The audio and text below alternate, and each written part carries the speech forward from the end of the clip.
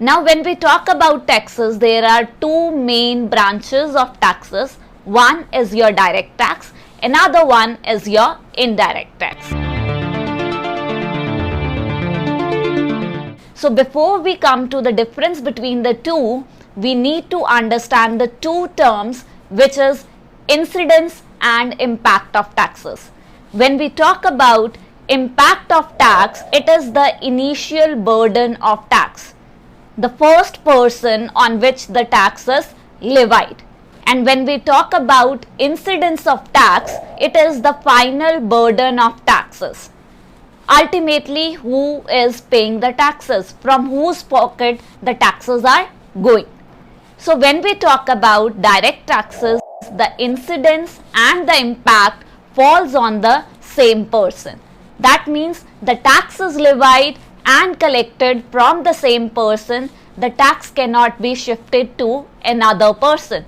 For example, income tax, the corporate taxes, the gift tax, the wealth tax, and if we talk about indirect taxes, the incidence and impact of the tax falls on two different persons. That means it is levied and collected from two different persons.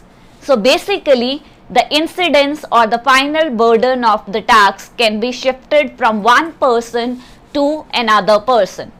For example, the goods and services tax, which has replaced the array of taxes which were available in the past tax regime.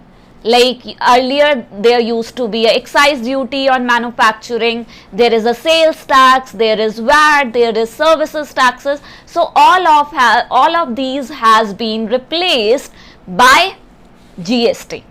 Another indirect tax is your custom duties, which you pay on your imports or exports of goods and services.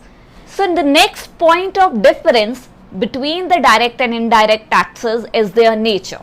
When we talk about direct taxes, it means it is based on the ability to pay of that person. They are progressive in nature.